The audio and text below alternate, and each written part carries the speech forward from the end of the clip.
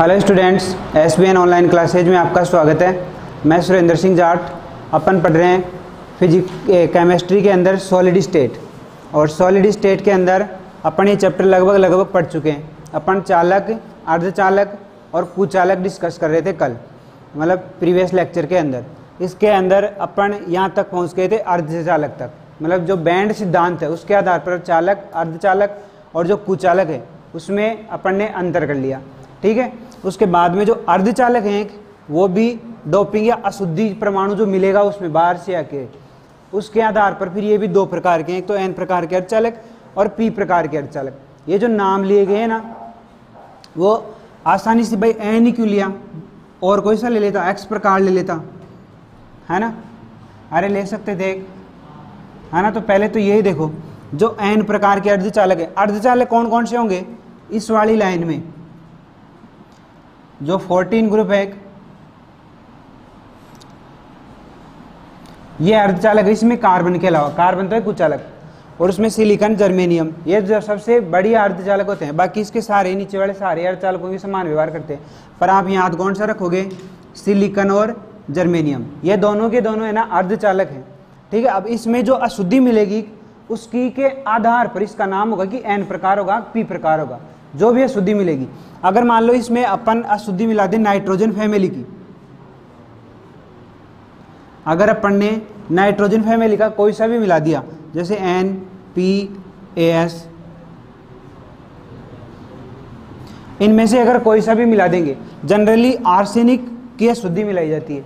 ठीक है, तो इनमें से कोई सी भी अगर अशुद्धि मिलाएंगे एक, तो वो होगा एन प्रकार का अर्धचालक। और इसके अंदर अगर अपन मान लो ये मिला दे,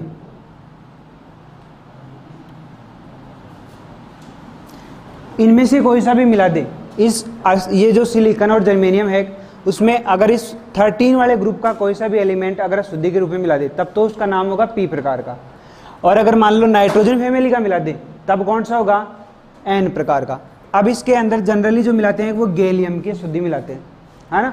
और सिलिकॉन और जो जर्मेनियम है वो क्या है, अर्धचालक हो गए। और अर्धचालकों में अगर एन प्रकार के नाइट्रोजन फैमिली का अगर कोई सा भी तत्व मिलाएंगे तो वो एन प्रकार के अर्धचालक होंगे। और आर्सेनिक मिलाते हैं जनरली, तो आपको पूछे भाई नाइट्रोजन फैमिली में सबसे मुख्यतः कौन सा मिलाते हैं अशुद्धि के रूप में, तो क्या बताओगे, आर्सेनिक होगा।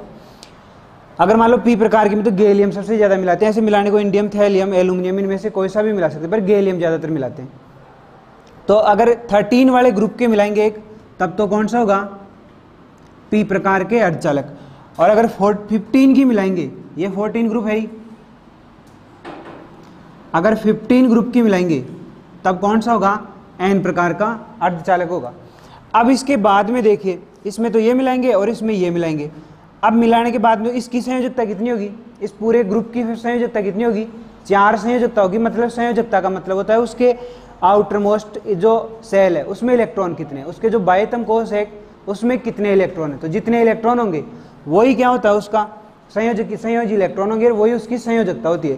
तो इसमें बाह्यतम कोश में कितने इलेक्ट्रॉन होंगे, 4 होंगे, है ना। इसमें 4, इसमें बाह्यतम कोश में इलेक्ट्रॉन कितने होते हैं, 3। और नाइट्रोजन फैमिली में बाह्यतम कोश में इलेक्ट्रॉन कितने होते हैं, 5 इलेक्ट्रॉन होंगे। ठीक है, तो इसका तो बाह्यतम कोश का जो इलेक्ट्रॉनिक विन्यास है वो ये होगा NH2NP3, इसका NH2NP4 और ये NH2NP1, इसमें NH2NP2। तो इसमें तो 4 इलेक्ट्रॉन आएंगे, इसमें 3 इलेक्ट्रॉन आएंगे और इसमें 5 इलेक्ट्रॉन आएंगे। ये 11th में पढ़ चुके हो आप। और इस बार 2020 में बोर्ड में सवाल आया था, नाइट्रोजन जो फैमिली है उसका सामान्य इलेक्ट्रॉनिक विन्यास बताओ। ये इतना सा बताना था, 1 नंबर का सवाल था NH2NP3। इसके अथवा में भी ऐसा ही सवाल था कि भाई ऑक्सीजन फैमिली का इलेक्ट्रॉनिक विन्यास बताओ सामान्य। तो अथवा में देने का क्या मतलब हुआ, जब इसको ये नहीं आता है ना तो वो ऑक्सीजन वाला भी नहीं आता उसको, समझ गए क्या। तो अथवा के भरोसे मत रहना तुम, वो जो एग्जाम बनाने वाले हैं तुम सियाणे हो तो वो 1.5 सियाणे हैं, वो ऐसा ही देंगे जब आपको अगर ऊपर वाला आ रहा है तो नीचे वाला आएगा, वरना वो अथवा वाला भी नहीं आएगा, समझ गए। तो ऐसे अथवा में होते तो हर क्वेश्चन के, मतलब जो लास्ट वाले क्वेश्चन उनके अथवा में होते हैं, पर उनके भरोसे मत रहना कि भाई अथवाड़ों कर लेला नहीं आवलो तो कुछ नहीं होगा। अगर वो ऊपर वाला आएगा तभी उसी से रिलेटेड क्वेश्चन देंगे नीचे भी, सेम टू सेम वैसे के वैसे ही, तो फिर वो आएगा तो वो आएगा, नहीं वो भी नहीं आएगा। तो ये NH2NP3 हुआ, इसमें तो इलेक्ट्रॉन कितने हो गए 5, इसमें 4 और इसमें कितने हो गए 3। ये अपन इसलिए बता रहे हैं कि इससे अपने को कुछ करना है। जैसे मान लो अपने पास में सिलिकॉन का क्रिस्टल है कोई, ये सिलिकॉन का कोई क्रिस्टल है, देखना आप एक बार शांति से, ये सिलिकॉन का क्रिस्टल है,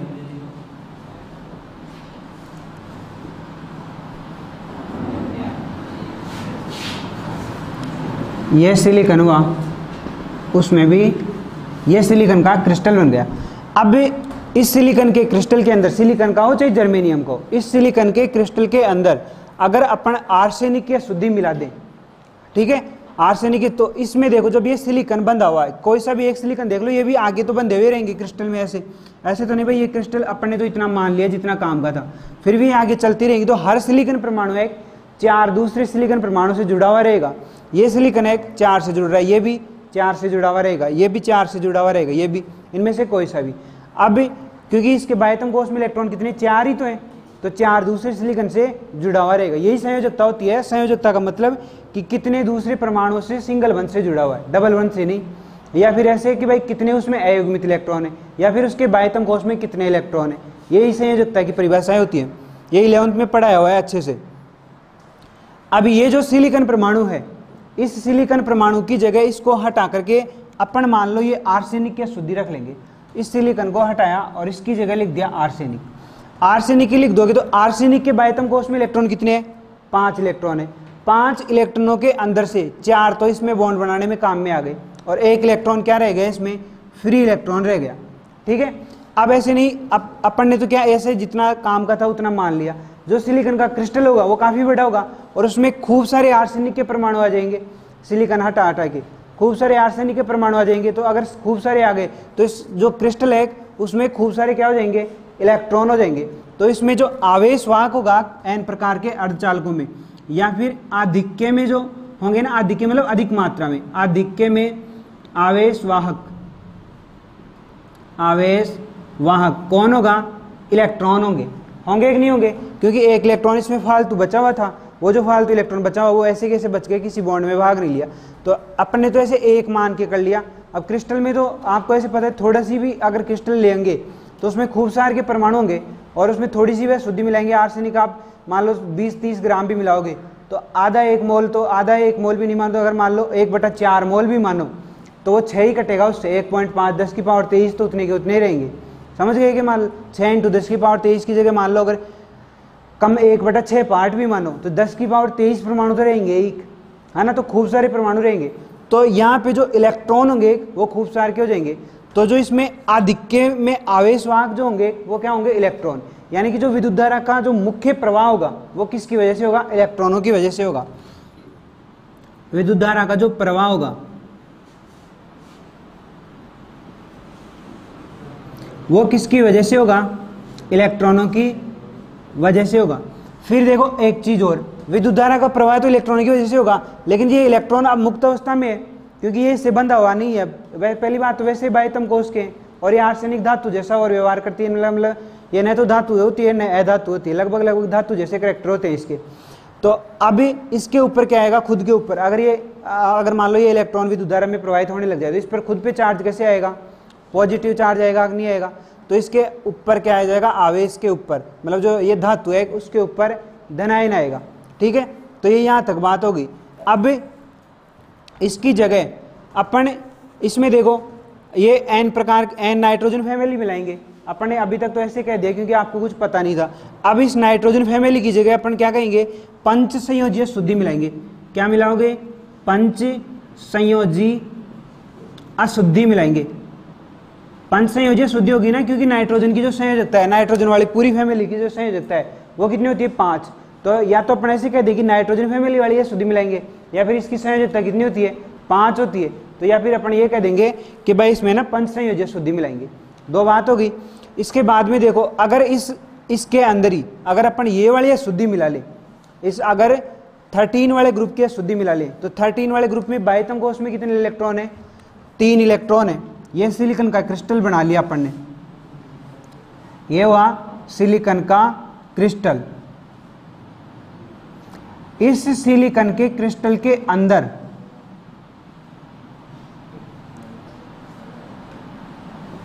इस सिलिकॉन के क्रिस्टल में अपन क्या मिलाएंगे, अब 3 संयोजक शुद्धि मिलाएंगे। अभी तक तो ऐसे ही था नॉर्मल, सिलिकॉन की संयोजकता 4 थी, बाह्यतम में 4 परमाणु थे, तो ये चारों से बंधा हुआ है। अब उसके बाद में अपन ने क्या किया, इसमें त्रिसंयोजक शुद्धि मिलाई, उसकी गैलियम की शुद्धि मिलाई मान लो। तो एक सिलिकॉन को हटा के यहाँ पे क्या लिख दोगे, गैलियम परमाणु लिखोगे, ये लिख दिया मैंने गैलियम परमाणु। अब इसकी संयोजकता कितनी है, 3 ही है इसकी, तो 3 तो ये बंद बना लेगा, एक बंद नहीं बन पाएगा ना, 3 ही बंद बन पाएंगे इससे। तो फिर क्या होगा, इस बंद के इनमें से किसी भी बंद का एक इलेक्ट्रॉन, इस बंद का जो इलेक्ट्रॉन है वो बंद क्या करेगा, इस बंद का जो इलेक्ट्रॉन है ना वो इसमें भाग ले लेगा। सिलिकॉन के पास में तो है ही ना 4, इसी के पास तो नहीं है, तो इसका जो इलेक्ट्रॉन है वो यहाँ शिफ्ट हो जाएगा, इधर बंद बन जाएगा। फिर यहाँ से इस इलेक्ट्रॉन की जगह पे एक रिक्ति बच जाएगी। इस रिक्ति को अपन क्या बोलते हैं, होल, होल भी बोलते हैं इसको, या रिक्ति भी कह सकते हैं, पर ज़्यादा नाम इसमें होल ही आता है। जो बुक्स वगैरह है ना उसमें होल ही लिखा होता है। तो इस इलेक्ट्रॉन का जो रिक्त स्थान बच गया उसको रिक्ति कह देंगे, मतलब एक तरह से ये इधर वाला बॉन्ड टूटने जैसा हो जाएगा, है ना, और ये इलेक्ट्रॉन तो इधर बॉन्ड बन जाएगा। फिर ऐसे नहीं कि ये अब ये इधर से टूट गया, ऐसे नहीं, ये यहीं पे फिक्स हो जाएगा। अब ये इलेक्ट्रॉन इसमें चला जाएगा, मान लो ये इधर वाला जो इलेक्ट्रॉन है वो अगर मान लो यहाँ चला गया, या ये वाला इलेक्ट्रॉन देखो, एक बार देखो वापस, ये वाला जो इलेक्ट्रॉन है वो इसमें चला जाएगा, तो ये तो रिक्ति भर जाएगी, और फिर वहाँ पे यहाँ बन जाएगी रिक्ति। फिर यहाँ वाला इलेक्ट्रॉन चला जाएगा इसमें, तो यहाँ पे रिक्ति बन जाएगी। तो कुल मिला के इसमें है ना एक इलेक्ट्रॉन कम होता है, त्रिसंयोजक शुद्धि मिलाइए पढ़ने, तो उसमें एक इलेक्ट्रॉन कम है, तो 4 बॉन्ड नहीं बन पाएंगे, तो 4 बॉन्ड नहीं बन पाएंगे, तो एक रिक्ति हमेशा रहेगी उसके अंदर। पर वो रिक्ति ऐसे फिक्स नहीं होती है कि जैसे यहाँ बन गई रिक्ति तो यही की यही है, ऐसे नहीं बनती है। वो रिक्ति क्या रहेगी, चलायमान रहेगी। ये रिक्ति यहाँ चली गई तो इसका इलेक्ट्रॉन यहाँ चला जाएगा, फिर इसका इलेक्ट्रॉन यहाँ चला गया तो यहाँ रिक्ति छोड़ जाएगा, फिर इसका इलेक्ट्रॉन यहाँ चला जाएगा तो यहाँ रिक्ति छोड़ जाएगा। समझ रहे हो मेरी बात को। तो ये जो होल है उसमें द्रव्यमान तो कुछ है नहीं, खालिस्तान का कोई द्रव्यमान होता है क्या भाई, उस जगह पे कुछ ही नहीं है ना, तो उसका कोई द्रव्यमान नहीं होगा। पर इसका जो आवेश है इस होल का वो इलेक्ट्रॉन के आवेश के बराबर परिणाम में, लेकिन जो उसकी जो नेचर है उसमें उल्टा होगा।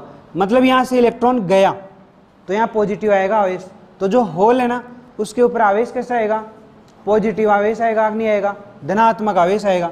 तो इसके अंदर इसमें जो अशुद्धि मिलाएंगे वो तो कौन सी मिलाएंगे अपन, त्रिसंयोजी अशुद्धि मिलाएंगे, त्रिसंयोजी अशुद्धि मिलाएंगे, ठीक है। इसके अंदर जो बहुसंख्यक आवेशवाहक या जो आधिक्य में जो आवेशवाहक होंगे वो इसमें, उसमें तो क्या थे, इलेक्ट्रॉन थे, और इसमें क्या होंगे, होल होंगे। होल होने का क्या कारण है, आपको ऐसे समझा दिया भाई, एक इलेक्ट्रॉन की कमी रहेगी तो उस एक इलेक्ट्रॉन की पूर्ति करने के लिए, उस बॉन्ड को बनाने के लिए कोई दूसरा इलेक्ट्रॉन आ जाएगा यहाँ पे किसी दूसरे बॉन्ड का, और जो वो बॉन्ड टूटेगा वहाँ पे उसका खालिस्तान बच जाएगा। अब जब इलेक्ट्रॉन तो वहाँ से चला गया तो वहाँ पे अद्रव्यमान तो है नहीं किसी चीज़ का, वहाँ पे क्या बचेगा, केवल इलेक्ट्रॉन के बराबर धनात्मक आवेश बचेगा। मतलब इलेक्ट्रॉन के ऊपर जो आवेश है वो तो 1.6 प्लस माइनस का है, और प्रोटॉन पे मतलब एक तरह से प्रोटॉन के आवेश के बराबर हो जाएगा, इतना हो जाएगा 1.6 × 10⁻19 कूलम्ब, ये इतना आवेश रह जाएगा इलेक्ट्रॉन के बराबर, लेकिन विपरीत प्रकृति का, उसकी नेचर विपरीत हो जाएगी, क्योंकि इलेक्ट्रॉन गया तो इलेक्ट्रॉन जहाँ जाता है वहाँ होता है नेगेटिव आवेश, तो है ना, तो वहाँ पे यहाँ पे केवल आवेश रह जाएगा इलेक्ट्रॉन के बराबर, लेकिन विपरीत आवेश रहेगा, पॉजिटिव आवेश रहेगा कुल मिला के, है ना। और द्रव्यमान कुछ ही नहीं होता। तो अगर आपको होल के बारे में पूछे तो क्या बताओगे कि इसका जो आवेश है वो इलेक्ट्रॉन के बराबर होगा परिणाम में, और प्रकृति में विपरीत होगा, और उसमें कोई द्रव्यमान नहीं होता है। या फिर दूसरी बात हमें आप ऐसे कह सकते हो कि जो होल है उसके ऊपर आवेश प्रोटॉन के बराबर होता है, लेकिन द्रव्यमान उसका 0 होगा, उसका कोई द्रव्यमान नहीं होगा। तो ये चीज़ हो गई। इसके ऊपर ये रिक्ति होंगी, तो इसके अंदर तो आधिक्य में क्या था, इलेक्ट्रॉन, और इसमें आधिक्य में मात्रा में क्या रहेंगे, होल रहेंगे। आधिक्य आवेशवाहक या बहुसंख्यक आवेशवाहक भी बोलते हैं इसको, आवेशवाहक, ये क्या होंगे, होल होंगे। और होल की 2 चीज़ें हैं, इसका द्रव्यमान जो है वो तो रहेगा 0, द्रव्यमान तो 0, और दूसरा इसका जो आवेश है वो रहेगा कैसा, इलेक्ट्रॉन के बराबर, लेकिन प्रकृति में विपरीत, विपरीत प्रकृति का इलेक्ट्रॉन के बराबर इसका आवेश रहेगा। और इसमें कौन से शुद्धि मिलाएंगे, त्रिसंयोजक। विद्युत धारा का प्रवाह किसकी वजह से, विद्युत धारा का जो प्रवाह होता है वो भी 2 प्रकार से होता है। एक तो इसका जो प्रकार होता है वो किसके कारण होता है, बहुसंख्यक आवेश वाहक के कारण, और एक होता है अल्पसंख्यक आवेश के कारण। तो जो बहुसंख्यक आवेश वाहक है उसी की वजह से ज्यादा विद्युत धारा बहेगी। जैसे मान लो 5 इलेक्ट्रॉन है और 50 प्रोटॉन है, या मान लो 1 लाख प्रोटॉन है। अब अल्पसंख्यक तो इलेक्ट्रॉन हो गए और प्रोटॉन क्या हो गए, बहुसंख्यक हो गए। तो जो विद्युत धारा बहेगी वो 1 लाख वाली मान लो एम्पियर में आएगी, और वो 5 वाली कैसी आएगी, मिली एम्पियर या माइक्रो एम्पियर में आएगी, मतलब कम मात्रा में धारा बहेगी, है ना। तो इसमें आधिक्य में जो आवेश वाहक अधिक मात्रा में होते हैं उसी का धारा मेजर करते हैं, उसी को मापते हैं आप, है ना। तो उसी को मापेंगे तो उसी की धारा मानेंगे। तो जो बहुसंख्यक आवेश वाहक है उसी की वजह से धारा बहेगी। तो इसमें तो बहुसंख्यक आवेश वाहक क्या है, होल है, तो होल की वजह से धारा बहेगी। और इसमें बहुसंख्यक आवेश वाहक क्या है, इलेक्ट्रॉन है, तो इलेक्ट्रॉन की वजह से विद्युत धारा बहेगी। ऐसे है दो चीज। तो ये मेरे हिसाब से मैंने आपको अच्छे से समझाया कि एक बार पंचसंयोजक शुद्धि मिलाएंगे तो n प्रकार के अर्धचालक बनेंगे, अगर त्रिसंयोजक शुद्धि मिलाएंगे एक तो p प्रकार के अर्धचालक बनेंगे। अगर मान लो n संयोजी अगर पंचसंयोजक शुद्धि मिलाएंगे तो उसको आसान से याद रखना भी, भाई उसमें 5 इलेक्ट्रॉन होंगे, जिसमें मिला रहे उसमें 4 ही है, वो 4 ही बॉन्ड बना रहे, तो 1 इलेक्ट्रॉन बच जाएगा। तो उसमें बहुसंख्यक आवेश वाहक क्या हो जाएंगे, इलेक्ट्रॉन। उसमें भी याद रखना आसान है, जिसमें मिला रहे हो उसमें 4 इलेक्ट्रॉन है ना, ये 4 बॉन्ड बनाएगा वो तो, और जो मिला रहे हो उसमें 3 इलेक्ट्रॉन है तो वो 3 ही बॉन्ड बना पाएगा, तो 1 इलेक्ट्रॉन की कमी रहेगी। उस इलेक्ट्रॉन की कमी के लिए किसी दूसरा जो बॉन्ड है वो टूटेगा और वहाँ पे वो इलेक्ट्रॉन आएगा। तो जहाँ से वो टूटेगा वहाँ उसकी रिक्ति रह जाएगी, उस रिक्ति को होल कहेंगे। और जो होल है उसको क्या बोलते हैं, उसका जो नेचर कैसी होती है, इलेक्ट्रॉन के अगेंस्ट नेचर होगी, मतलब उसका जो आवेश होगा वो इलेक्ट्रॉन के आवेश के बराबर, लेकिन प्रकृति में विपरीत होगा, एक तरह से पॉजिटिव आवेश होगा प्रोटॉन के बराबर, उसका द्रव्यमान नहीं होगा क्योंकि रिक्ति का कोई द्रव्यमान नहीं होता है। और इसमें अधिक से अधिक मतलब बहुसंख्यक आवेश वाहक जो अधिक मात्रा में जो आवेश वाहक है वो होल होंगे, और इसके अंदर n प्रकार के में क्या होंगे, इलेक्ट्रॉन होंगे। अब इसको याद रखना आसान है, बस इतना सा याद रख लो अगर आप कि इसमें n प्रकार के शुद्धि मिलाते हैं तो पंच संयोजी होती है ना। अब याद रखना भी आसान है, n प्रकार के मतलब मिलाओगे तो n फैमिली n प्रकार के अर्धचालकों में नाइट्रोजन फैमिली मिलाते हैं। अब आगे आप अपने आप ही पता चलेगा, भाई नाइट्रोजन फैमिली मिलाएंगे तो पंच संयोजी शुद्धि है, उसके बाद में 1 इलेक्ट्रॉन मुक्त अवस्था में रहेगा, अपने आप पता चलेगा, ठीक है। और बहुसंख्यक आवेश वाहक, तो ये अगर इतना याद रख लिया, n को n से मिला करके नहीं याद रख सकते, नाइट्रोजन फैमिली मिलाओगे तो n प्रकार के अर्धचालक होंगे, फिर बाकी की कहानी अपने आप ही याद हो जाएगी। इसमें आवेश n4 नेगेटिव होता है तो नेगेटिव आवेश रहेगा इसके ऊपर। फिर जो p प्रकार के जो अर्धचालक हैं उसके अंदर इसका उल्टा, मतलब उसमें पंचसंयोजी मिलाते हैं, इसमें त्रिसंयोजी, मतलब इससे पहले वाली कार्बन फैमिली तो बीच में एक बार इधर वाली मिला लियो और एक बार इधर वाली, मतलब आवर्त सारणी के हिसाब से ये उल्टे लिखे हुए मेरे, कार्बन फैमिली से इधर आएगी नाइट्रोजन फैमिली का, ये बोरॉन वाली फैमिली इधर आती है, तो आवर्त सारणी के हिसाब से तो उल्टे लिखे हुए है ना। तो एक बार इधर वाली मिलाते हैं, एक बार इधर वाली। अगर नाइट्रोजन फैमिली मिलाएंगे तो n प्रकार का, और दूसरी वाली फिर p प्रकार की उसमें बोरॉन वाली फैमिली मिलाएंगे, है ना। तो आसानी से याद रह जाएंगे। P4 पॉजिटिव होता है तो इसके अंदर बहुसंख्यक आवेश वाहक पॉजिटिव प्रकार के होंगे, होल जो हैं वो पॉजिटिव होते हैं, उसके ऊपर आवेश। n4 नेगेटिव होता है तो इसके अंदर जो बहुसंख्यक आवेश वाहक हैं वो इलेक्ट्रॉन होंगे, उसके ऊपर आवेश नेगेटिव है। ऐसे इस प्रकार से आप याद रख सकते हैं इसको, ठीक है। अब स्कूल चुंबकीय जो गुण है उसके आधार पर जो ठोस पदार्थ हैं वो 5 प्रकार के हैं। पहला है अनुचुंबकीय पदार्थ, ठीक है।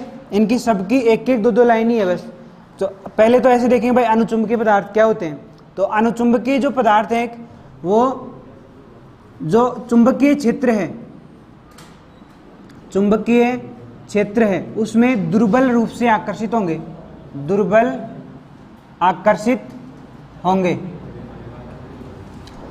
चुंबकीय क्षेत्र में दुर्बल रूप से आकर्षित होंगे। एक तो ये चीज, जो अनुचुंबकीय पदार्थ हैं वो चुंबकीय क्षेत्र में दुर्बल रूप से आकर्षित होंगे।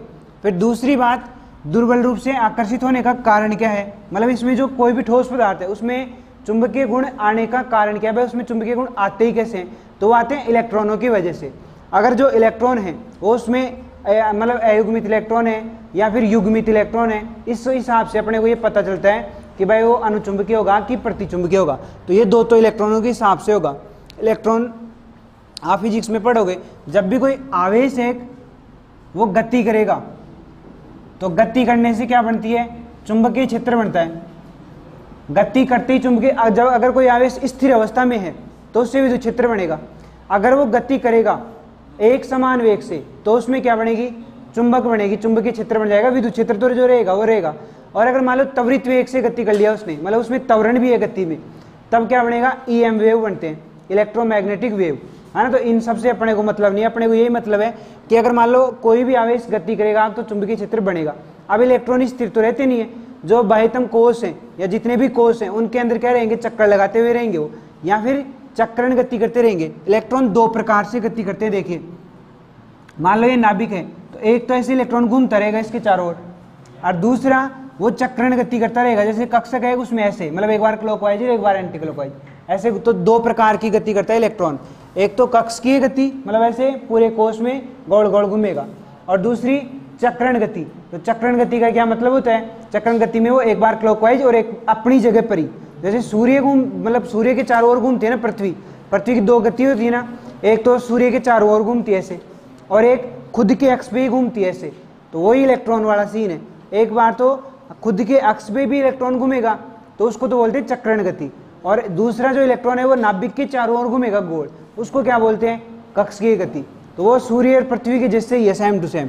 तो जो आवेश है उसमें गति होगी तो चुंबकीय होगा। अब इलेक्ट्रॉन स्थिर तो रहते नहीं तो चुंबकीय गुण आएंगे।